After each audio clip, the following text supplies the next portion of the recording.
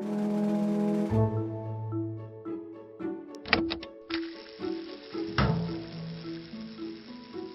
everyone, welcome to Tonkocast number 27. This week we had Jean-Charles Mbotti Malolo come by the studio from France, and it was really amazing. Chris, after he got back from Annecy, was really excited about this film and said, you got to check this out, and he's coming out here. Would it be possible to sit down with him? And he came in and it was really amazing. Yeah, this is my first experience at Annecy, and it definitely was one of those films that stood out to me. I'd never seen anything like it before. It covered some interesting subject matter, but done in such a neat and interesting and unique way. And we were just lucky enough that he happened to be in town, and I was like, Robert, let's get a hold of this guy and see if we can get him in. You also talked about that at his screening, after it was all done, people just started getting up. Yeah, it was. It's weird. It's like when you start to watch, these films in these dark rooms, it starts to get a little bit cold sometimes and like numb. And then this film was like, it's so colorful. And then afterwards, it was like a wake up call. I thought it was all the people who worked on that film got up and then they just started dancing. And I was like, is everybody on this film a dancer? It got everybody just really excited about the film. Just like it kind of stuck with me the whole trip. Yeah, Jean-Charles is obviously an amazing, incredible film director and animator, but also pretty incredible, if you YouTube him, he's a pretty incredible dancer as well. So this was our little talk with Jean-Charles. Enjoy. This is my first trip to Annecy. Okay. I've never been before, and I've always wanted to go. And you see a lot of films, and I went to go see The Magnificent Cake. Yeah. And it was like great. Like the film was amazing. Yeah. I felt like I have never seen like a film like that where it had like I laughed and like I cried, or just it has like these two polar opposite emotions. I haven't felt them, like I haven't seen a film like that. And then right afterwards, I felt like I got the same kind of feeling with your film in a different way, where you covered such serious subject matter in like a fun and colorful way. And it was just like such a treat to see like these two films that are doing like such different kinds of work, but in an inspiring and new, fresh way. And I think after that day of like seeing the film, I was like, oh my god, like I'm just so excited to go back and make short films, And I just felt like you guys definitely had your own voice and tried the new approach of telling stories. And yeah, I just got really excited, and thank you for making that film. And I'm just glad it was just like a treat. Like I didn't know that was happening. And then afterwards, like I think it was even more of a surprise, or like I think I was telling you, Robert, where they had this. Your friends, I guess, the dancers. At first, I thought it was like part of the crowd, or maybe the filmmakers came up, and I was like, man, like is everybody a dancer that worked on this film? And just got like, I felt like there was more surprises coming down in one of the theater, and it was just such a cool experience. Yeah. Cool. But yeah, that was like the most memorable part. Oh man, thank you for sharing this anyway. Yeah. It was a cool experience. Yeah. If you, because a lot of people right now it's traveling the festival. Your film's traveling the festival circuit, so a lot of people it'll be a little bit hard to see the whole film in its entirety unless it's. But how would you? We've been asked this before. It's a difficult question to answer sometimes. But how would you sum up the film for someone who hasn't seen it? Wow. Yeah, that's a difficult question. Yeah, that's difficult. Actually, we've been trying like doing this exercise before while writing this synopsis. Mm-hmm. But I'd say that it's kind of can I say like use this word homage? Mm-hmm. Yeah. Okay. So it would be an homage of soul music, Mm-hmm.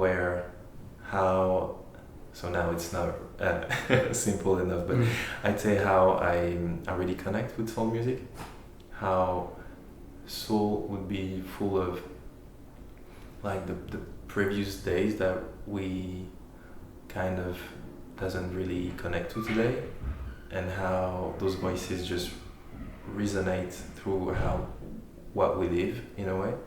So it's kind of an homage to this. I don't know if it really sum up the film, but that's how I can put it.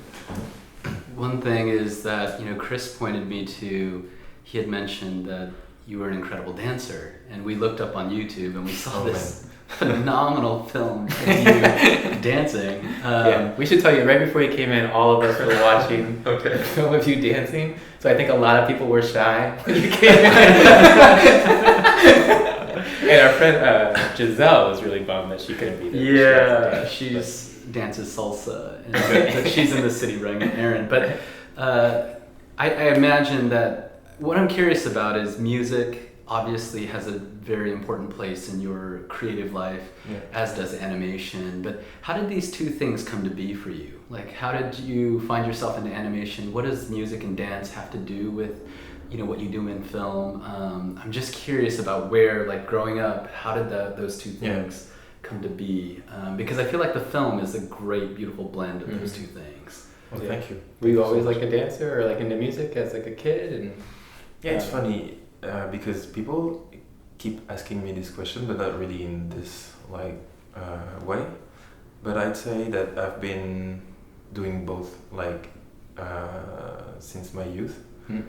Maybe starting, I'd say that I started drawing and dancing at the same time, just because it was something really that flows, because when you're a kid you just have like pencil around and you just want to color stuff, but at the same time you just those days I was born in 1984, so it was all the like Michael Jackson area. So you just like bump in this types of stuff on TV and you just wanna try to redo it or just have fun around it. So I think it was more of a like kid experience, just doing what you feel like doing without having this pressure on your shoulder, like how would people react of what you're doing, because today it's called art for me as a grown-up, I guess, but when I was young it was just having fun, so drawing and dancing at the same time. So I didn't really pay attention to the path that I was following, kind of. So I just drew like stuff that I was looking at, other drawings, Disney stuff. I wasn't really, I think I never watched one Disney movie when I was young. I just like go back to it after when I was at school. But then I had like comics book or whatever I just could find, and I started to draw my friends, like doing portraits, right? And it was the same with dancing. I just the lambada, this type of stuff. There is those two kids dancing on the TV, so I'm gonna do the same. And the funny thing is that as I grew up, I just understood much what I was doing, like better. I had a better understanding, and I had at the same time a better understanding of like people around me, surrounding me, like the way they would look at me and the weight that the look can just count. I just get scared and really shy and really into this I want to do stuff so people can just say or feel that I'm like nice or good or whatever. So it was troubling in a way, but I just kept those two and tried to just, I wouldn't say master it, but I tried just to push it, because to be honest, when I just realized that I wanted to dance and I was maybe good at this, I just wanted to master one move. I think it was a breakdance move at that time, called the windmill, because I felt like it was so beautiful, so like full of energy, and at the same time that with this partying you could like catch all the girls around. But then when I succeed doing this, I felt like, oh, okay, I just want to learn more and more and more, and this is how it goes for, I'd say, 20 years now. I guess it's similar to like drawing in a way. Yeah. If you draw in a sketchbook, you're creating like a database of memory of information, and it's kind of probably similar with dancing, I guess, if you have the ability to do it. Was any of your friends at the time doing the windmill with you, or like trying to like learn how to dance at the same time, or is it? No, it's funny. I was kind of a outcast, I think, because I was doing soccer at that time. Okay. I played for 10 or 12 years, something. Mhm. Yeah. And I was more of a, like the artistic type, like always in the clouds and stuff. Mhm. So people used to make fun of this part of me. Mhm. Fun of me, I'd say. But yeah, in drawing it was the same thing. So I just, you know, drew and start learning stuff. Yeah. And I would go to my friends like, oh, we have to start breakdancing. It's so cool. And then you know you can like spin on your head and stuff. And they were like, yeah, but what's the point? You know, why would you do that? Yeah. So I just, I was, I'd say, fairly alone in these days. Mm-hmm. But then I just connected with others, and I Sure. started to have new types of friends that loved dance and that loved art, like in general. Yeah. So the same with drawings, it just grew at the very same pace, I think. Yeah. And to complete the question, it just kind of nourish Mhm. one another. So when I understood stuff with drawing, I could just not translate would be too easy to say, but I kind of could, I don't know, as if you can do something with your right hand and you can like teach your left hand to do it through your right hand. Mm-hmm.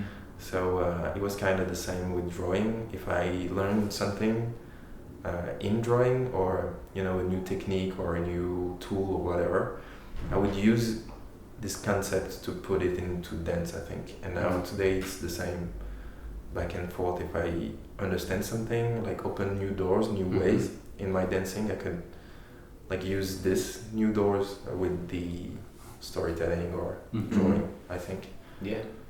I totally get. I remember like in school we had this one of my friends. He graduated from music school and like he majored in percussion, and so he was like one of the best animators in the class. And I asked him like, what are you doing that I don't understand? And it's just like, it's just, I think he's telling me it came from like music. He understood rhythm and timing and knew how to like pace out the drawings to like bring the life into like the character and stuff. I could imagine it's very, very similar from dance I think it is. and animating. Yeah.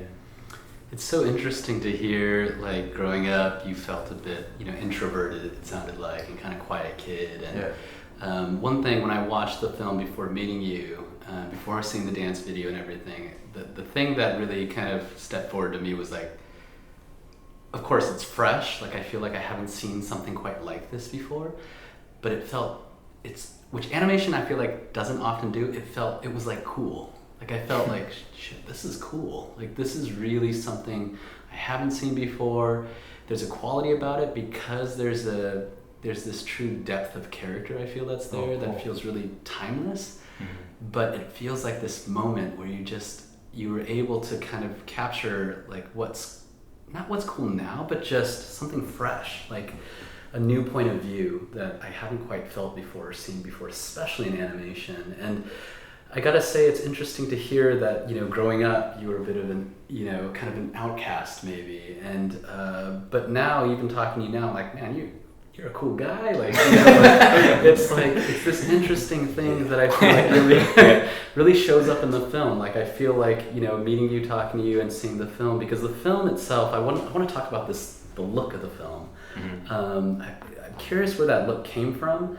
But beyond that, just, we're all animators. How did you execute? Like, I also am curious about that look, because it's just so, it's like, you know, Tonko House, our studio, very much loves when you can see the handmade quality of things, and that film just oozes it in an elegant way, though. I feel like in a cool way. I feel like we're kind of like the kids' books. Mm-hmm. We're doing kids' books, and you did something that was like, whoa, that's like way cooler than where our heads are. And I'm curious, like, where that look comes from and how you executed that look.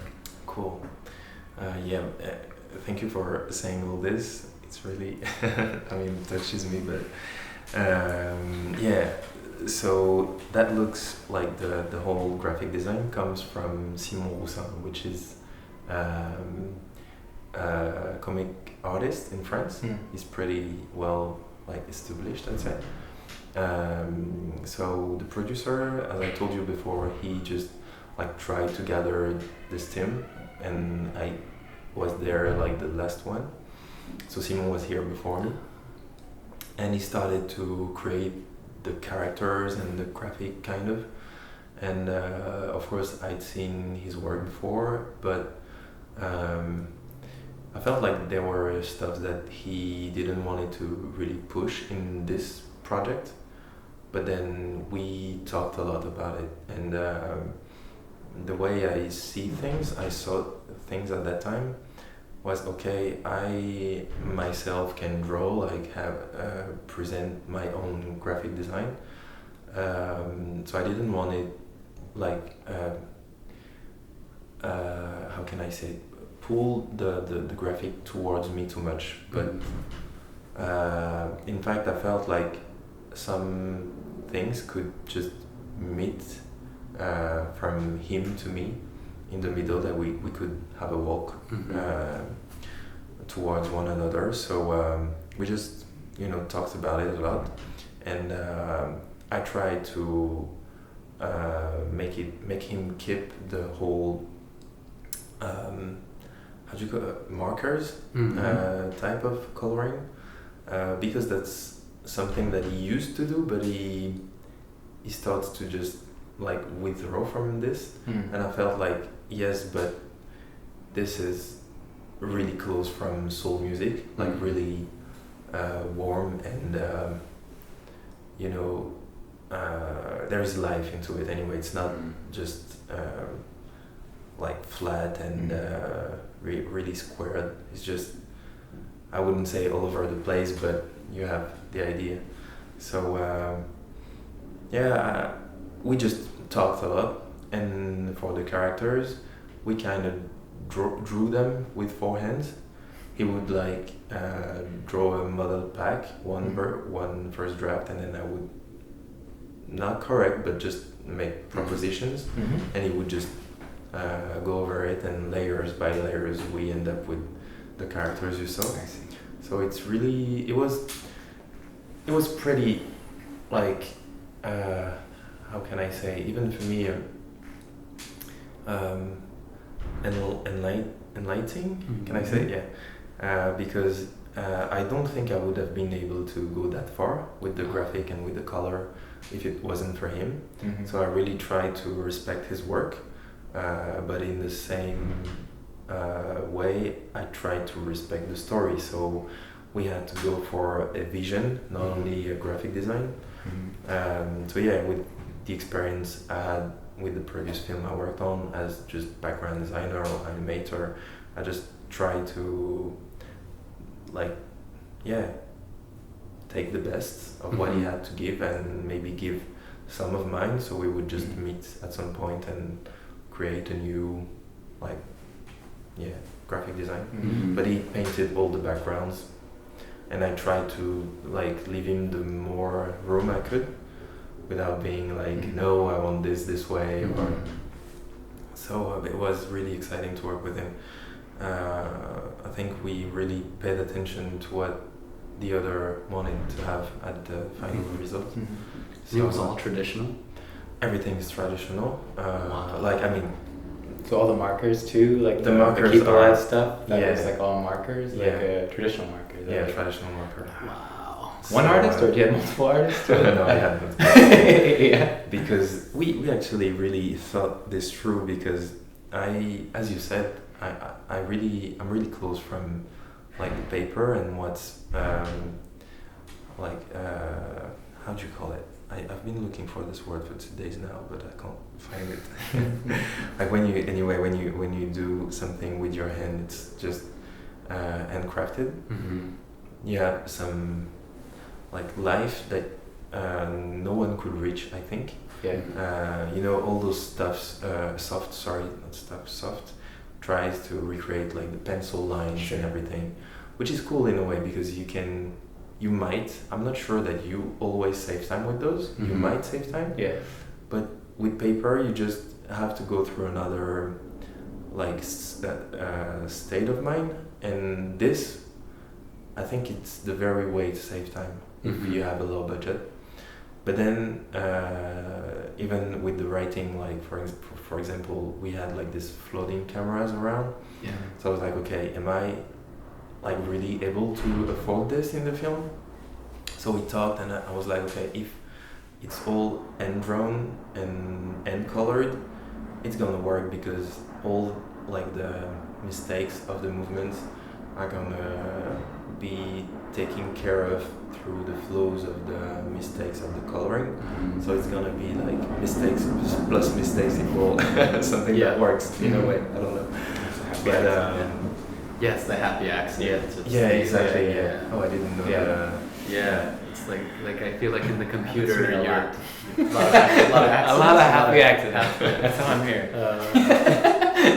But I think it's true in the computer, in the digital kind of medium, you almost have to make up those mistakes. They're like manufactured mistakes, whereas, you know, in paper and pencil and like those come for free. Sometimes it's frustrating, but there's also something beautiful.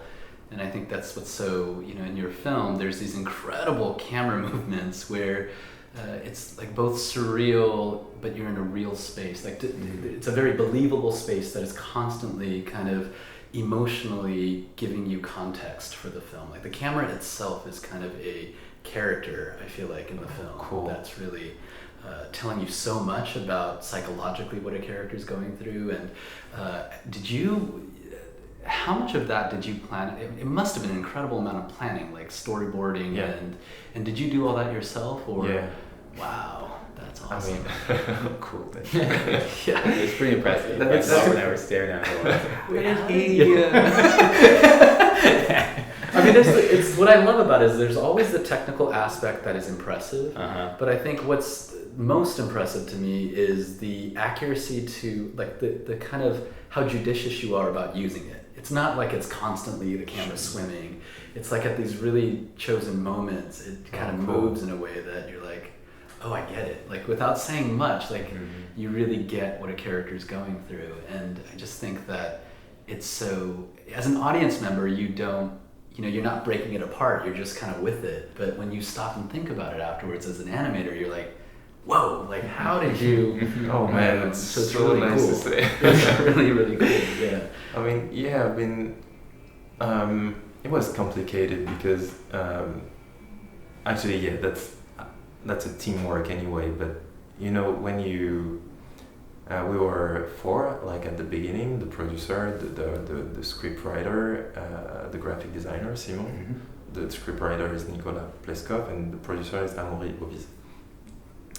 So the three of them plus me, we just like talked a lot and of course discussed the film.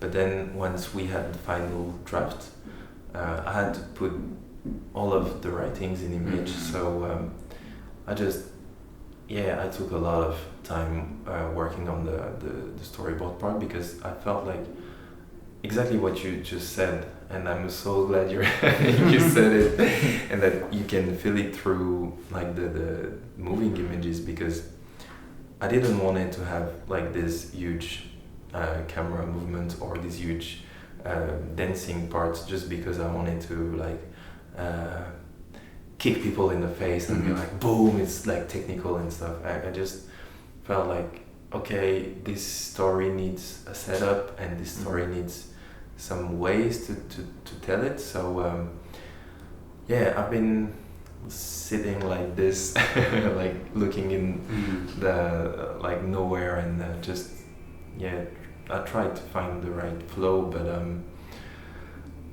Yeah, it's awesome. I mean, when you watch it now, I mean, you've watched it over and over again.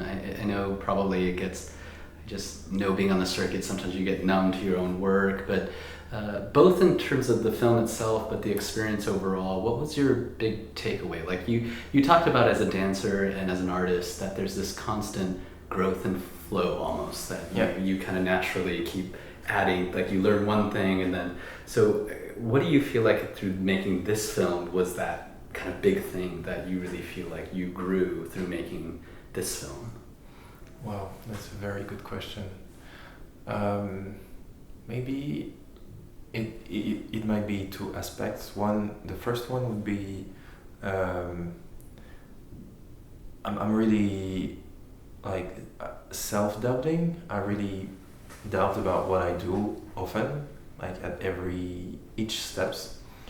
And with this one, I really felt like, okay, I pushed a lot. As I said, I was really asking a lot from the writers at the very beginning, just before I entered the writing part myself. But I felt like, okay, this is the right way to tell the story. And now that the film is done and that I'm past the stress and I really felt like maybe people are just gonna just dislike the film because they wouldn't get what I was trying to do with it. And now I feel like maybe it's a time where I could try to just have more just to be more confident about what I would do. For example, we were talking about the color. I just felt like, okay, maybe it wouldn't work because we didn't had enough budget to test and to just have tryouts of the coloring, the movement cameras. So we just had to go again with the flow, and I felt like, okay, no, this is gonna work. I was kind of sure that it would work. So I felt like, okay, yeah, maybe I was right, and I should just sometimes know more that okay, I can follow the gut feeling, kind of. Trust yourself. Yeah.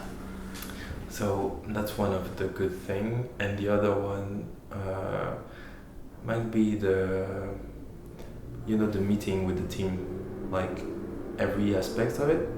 But then really with Simon, it was a good way for me to just get out of the comfort zone, because my student film was more bold, I think. But then I had the first like real short film going through the whole like production, real path and everything. So I was more into, okay, I don't have to fail. I have to meet the audience where it's at. I have to make something really clean and really perfect in a way. And now with this one, I really felt free. Maybe because I wasn't it wasn't my graphic design in the first place, so I didn't really care too much about how it would end up. So I was more, I wouldn't say I was an observer, but I felt more distant in a way. So I think now I'd be able just to don't think too much and don't get involved too much. So not in a way that you would just do it like this and not even think about what you're doing, but just again go with the flow and try to be confident and to give some room for the magic, like the magic of the moment, the magic of the person you would find for this very like task. This animator that would bring some really good energy, this colorist that would reveal some stuff from the film, because at each, I mean, you sure guys know this, but at each steps the film changes from what you thought in the first place. So just maybe put more trust in this moment, I'd say. Cool. That's amazing. Yeah.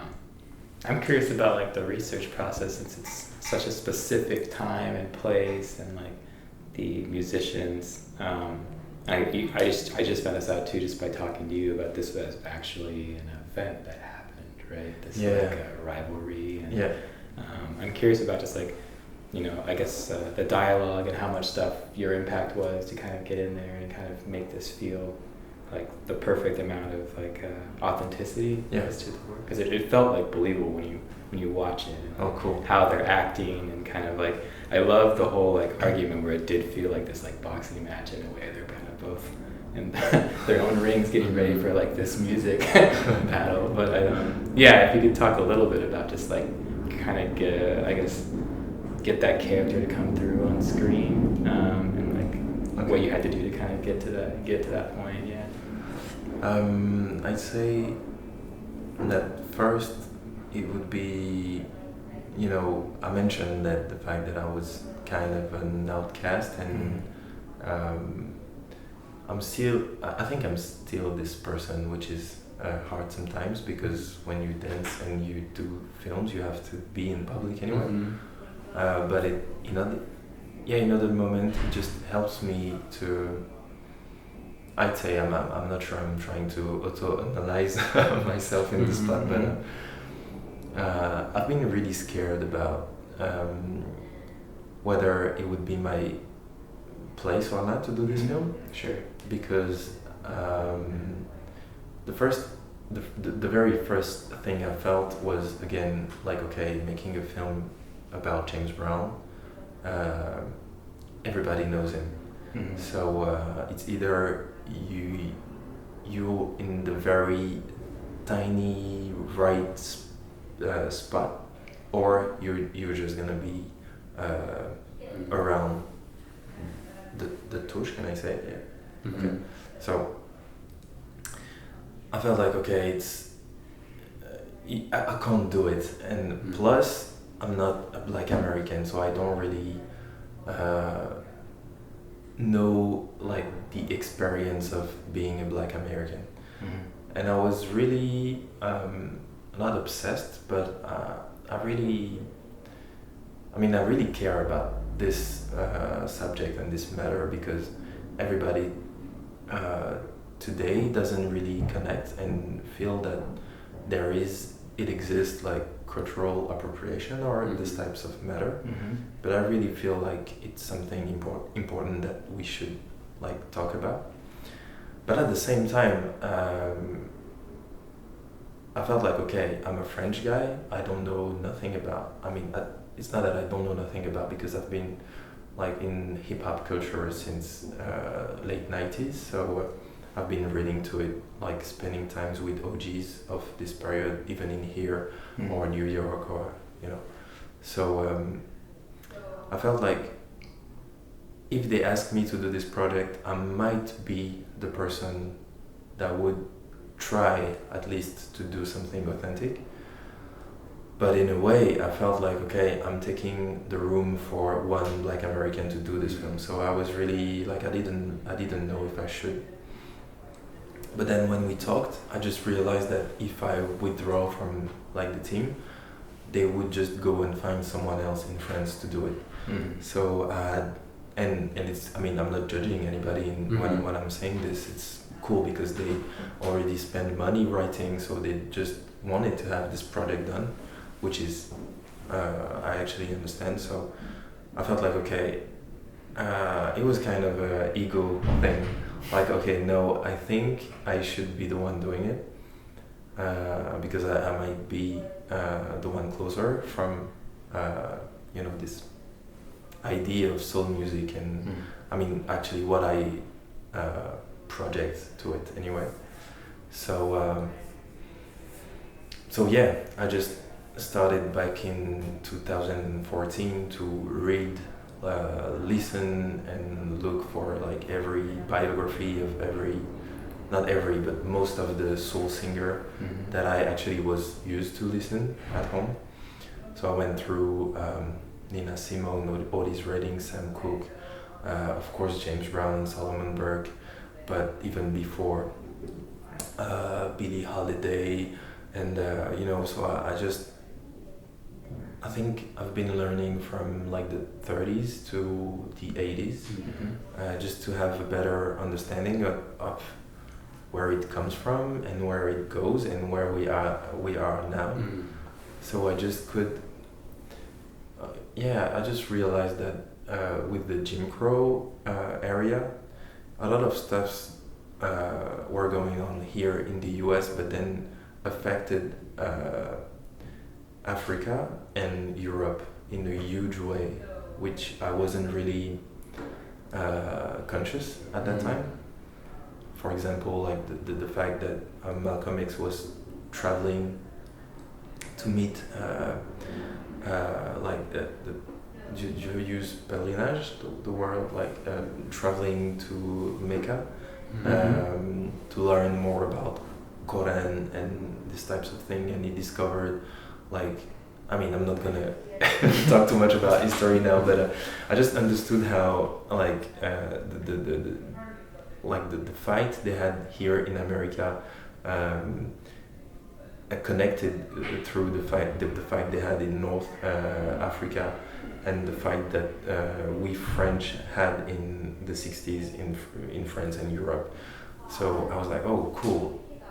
A lot of stuff that we received in France back when I was young just comes from all those movements, and so yeah, I just even now I'm still like learning, and for 4 years I think I've been digging and understood like what was some of the issues, some of the problems, and I couldn't sum up like do 15-minute shorts and just have all this in the film, but I felt like it was really important, so that was a way like a historical path, and then there were the words and the way the people moved, they expressed themselves.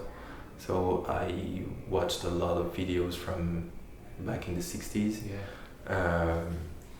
I've talked a lot with the translator that worked with us on the script, and it was really cool because she felt like we were already like in a square place where we, for example, weren't using like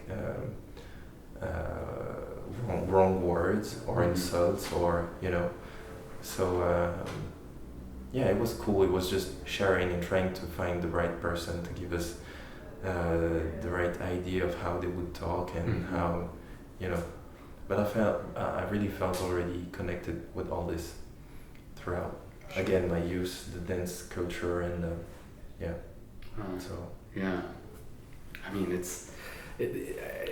as you talk more and more about it, I feel like one thing that you really have is great respect for the subject matter, but also the people you're working with, and there is this kind of distance I feel between you and some of the material in a way that is enough distance to provide kind of an objective view of it, but I also feel like there's a core in like what you believe and what you've seen and what you've read about that it's coming through in all the little pieces of it in a way. So it all really, I mean, the more you talk about it, the more I really feel like it all really comes together to me, like how much work and how much, not work, but just how much effort needs to go into making something like this. It's not like there's something fresh about it that it feels like, oh my gosh, one day did you just sit down and start right? But then it does feel like that when you watch it. Yeah. But in talking to you, it totally makes sense that there's this rich history there, that there's this like understanding. But I think above all else, there's kind of a respect there. I noticed at the end of the film, you dedicated the film to Sharon Jones. Yeah. Can you talk about that a little bit? Yeah, where sure. that comes from? And so again, it's linked with the previous question because talking with how to make it more authentic, I went to find like black comedians, American black comedians. So we had the chance to work with Lee Fields, who is a famous soul singer based in New York. So yeah, he was really related to Daptones and Sharon Jones and all those New Yorkers like singers. But at that time, I didn't know that it would be possible to have him on the film, and we were really pushed by like the delay, the deadlines, and everything. So we really needed to have the voices quick and start the animation quick. So I had this casting in Paris looking for black Americans comedians. We just led nowhere actually, because I found like good comedians. They were pretty good, but it didn't fit in And that was the crazy part because it was just my first film with like talking images. So I didn't really know how to go through it, and I wasn't again feeling very confident by saying, okay, no, that's not, the way I want it. So we actually record them, and we realized that it wasn't working at all. I myself had to do a voice of Danny Ray because I couldn't find a Danny Ray that would, because in the animatic I just, to have fun, did all the voices just to have the pace and everything. So people were like, oh, so cool, so you might be able to do a voice and everything. I was changing the tone. They're like, oh, so cool. I was like, no, I don't think it's gonna work. But then we didn't have time, and so I just said, okay, I'm gonna try to do it, and I did it. We just listened to the recording, and now everything was so not what it wasn't that bad. I mean, it was just out of what I wanted to do. So actually, my producer were really understanding because he felt exactly the same, but he didn't know how to tell me. Yeah. So I either didn't know how to tell him. So right. Like, cool. He told me, and I was like, oh yeah, we're gonna do it again. Cool. So I went back and asked him, okay, so now we have to go back and ask to Lee Fields, so because we really need to have a James Brown that's cool. Authentic. Yeah. And so we asked again, and they came back to us saying, okay, so we're just gonna find a way and where and which money involved and everything. So yeah, he finally said yes. Yeah. And I met him in a concert in Grenoble, which is like near Lyon, where I live. And we talked like about 1 hour or something. He thought I was listening. And he was like the sweetest guy, and we were drinking this like plant alcohol with him. It was like this craziest moment of the production, like what are we doing? I wish we had like photos of okay. to us, but then it was the first meeting, and I was waiting because we didn't sign any contract, and he was really like involved but distant in a way, so I was scared, and at the same time we had the music going on, so we were really looking for the clear, which we couldn't. It was impossible. We had to go through lawyers, through everybody. It was really impossible. So we thought that we could ask Sharon Jones and the Dap Kings to create like an original soundtrack. So they were interested. I felt like, okay, they're not gonna answer anyway, but they actually said, yeah, why not? Oh, cool. But then that was the time where Sharon Jones was like going in the mainstream, because she was really having like this turn on his career, and like everything was supposed to be exploding in the so they said, no, okay, we're gonna just focus on her career, and we won't like take any side projects.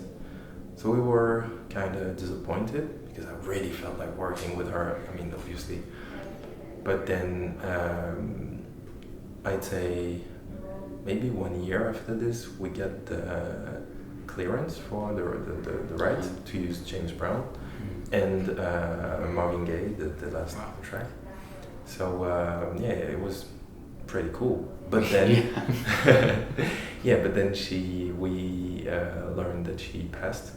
So it was really like always again a pretty weird flow of events that just lead us to this point where we worked with Lee Fields, and we asked him about Sharon, and he was really moved about it, and so we decided to just ask him if he wanted to just dedicate the movie to her, which we were all like we all agreed to just give him the space to do it. So But then we learned, like during the production, that Charles Bradley passed as well, so, which is one of the other artists from Deftones.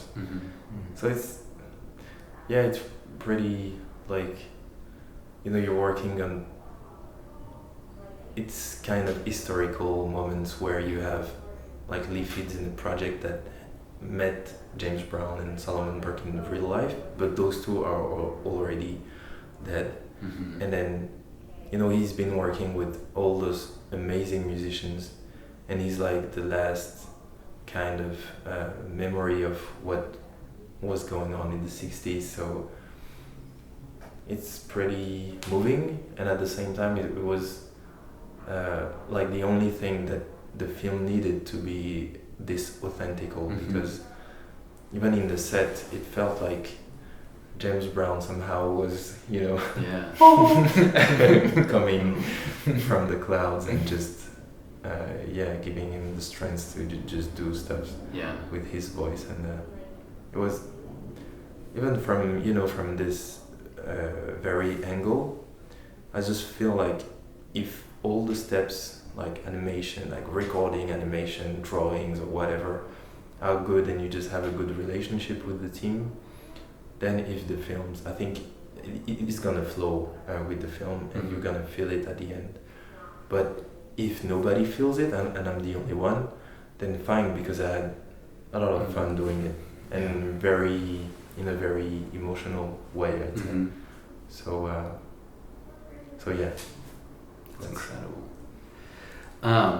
One last question I have is, I know it's you're on the festival circuit traveling with the film right now, but any plans for what's next or what the future looks like?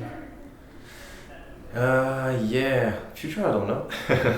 Even though now being here with you guys, and yesterday and the day before, I mean, all this energy that you're giving me feels really, really good. And I mean, thank you for just giving me the opportunity to do that. And I feel like it's gonna just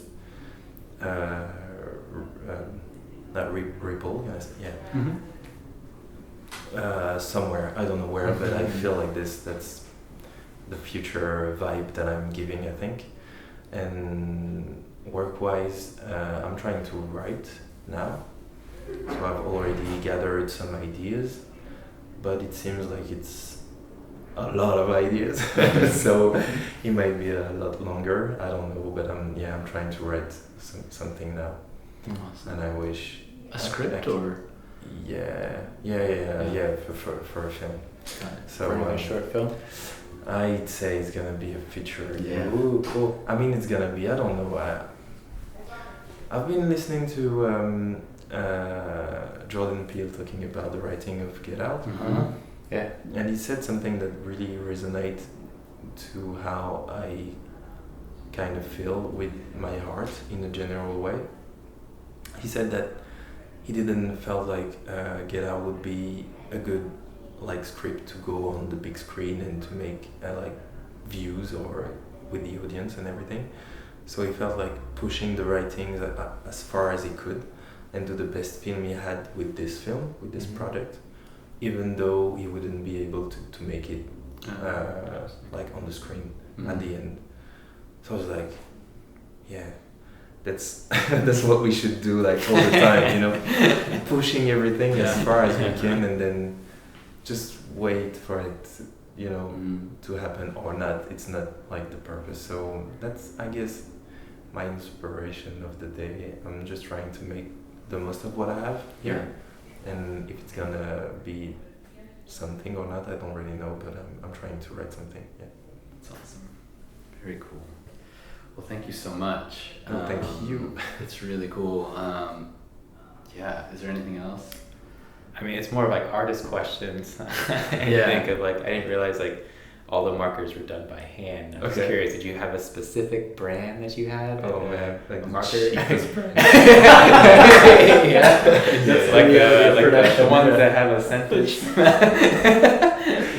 No, it was actually the cheapest brand, and it's funny because we had like 2 weeks to do it, and 2 weeks? 2 weeks, but there were 6 colorist doing it. And I had 2 interns doing like bunch of different stuff, but they were also coloring. So they were doing like the keep alive stuff with frames that were held still, but then coloring the frames. So we have that. We actually just print out the animation with the low like opacity. I see. Yeah. So they just you know, it was kind of like the type of things you would give to a kid just to color, you know. Yeah. And so we just had a few references made by again Simon. And yeah, it was a crazy 2 weeks, because at the beginning they were like, what should I put here in this very window? And I was like, whatever fits, you know. I don't have a clue. And she was like, yeah, but me neither. So what should I do? I was like, I don't know. And actually, you should just, don't give a fuck and just do it. You know? So it was crazy. First week, they were all like completely lost, because they just had so much power, kind of, you know. They felt like they could just ruin the scene in one like row of crayons. So I was like, no, just, you know, have a confidence and trust in what you're doing. And it was so cool, because we shared a lot. Like I just gave them the scenes, and I was like, okay, maybe blue, I don't know, just do something.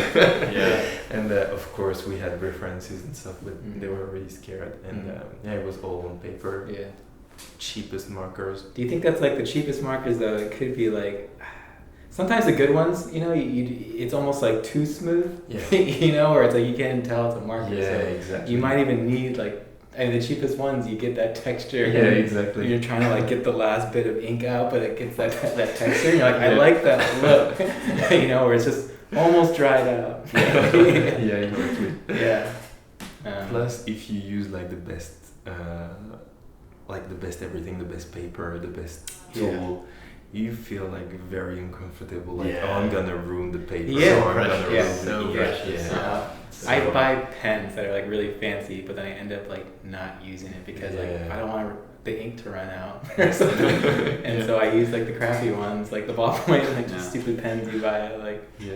Well, one time we went drawing and Chris had this pencil, like when you're a kid, I don't know if you had this, but it's a pencil, but it has all the different colored leads. Like it's all in one, and it's just, you can't really control the color. It just kind of comes out. I'm like, that's like a 99-cent pencil. And everyone else is, I mean, you can see here at our studio, we've got a box of crayons. I know. But the funny thing was, I get questions all the time about the shitty materials. They're like, how'd you get that look? And I'm like, it's like a 99 cents, man, the kid's store. Totally. But that's amazing. So 2 weeks, all the coloring happened in like 2 weeks. That's intense. Everyone must have been super high on the fumes of markers. That's funny, because actually the like the cheapest one weren't like with alcohol in it. So it's like it was pretty. So it worked out. That's cool. But with the grays, there weren't much grays in the boxes of cheapest crayons. So I had to buy, like, I was, during those 2 weeks, I was just riding my bikes all over, like, I have to get this box of crayons, and then here and there. And I just, with the gray, I had to buy those fancy stuffs, but it was alcohol. So so people were getting... They got a bit like... But I love the job. But it was 2 weeks, and it was pretty intense, but pretty cool at the same time. Because, I mean, they were all like girls from the studio Filmmaking, which is one of the oldest studio in France, like traditional studio. So they've been doing end coloring for like many times. They were there since the first feature film, I guess. Oh my god! They made, and they're really good. I mean, they did The Cat in Paris. Is that the same company, or am I thinking? Is it the same company? Is that Cat in Paris? I can't remember. Because they also the name of the they did like Phantom Boy. Phantom Boy. Which is also, I think it's the same. I think I'm. Now I'm like second guessing, this is a podcast. But the same thing is like their background. They had like not like a similar, but like it's had that more of a handmade Yeah, quality yeah, where yeah. the frame it Yeah, like it's feels all like nice. handcrafted. Animation on paper. Yeah. And it just looks like you could just see like the amount of work that goes into Yeah, like, their yeah. films. Yeah. Yeah. Congratulations, it's really something Thank else. you. Yeah, I can't wait Thank you to. so much. I feel like Dice and I, especially when he's away, like we always have this thing that we want to share. Something like, oh, you haven't seen this yet. Definitely, I've got like, when he comes back Oh man, tomorrow. I'm so Yeah. glad to be part of your Yeah. sharing. Yeah, definitely. Very cool though. Thank you so much, really, for coming to the studio. I know everyone's kind of buzzing about it, so they're really excited. Yeah. Oh, cool. Yeah. Thank you guys. Thanks for sitting through. Sorry, you should Yeah, go for the thank you for Johnston. Yeah. Yeah, hanging out with a bunch of animation nerds. Yeah. Yeah. Very cool.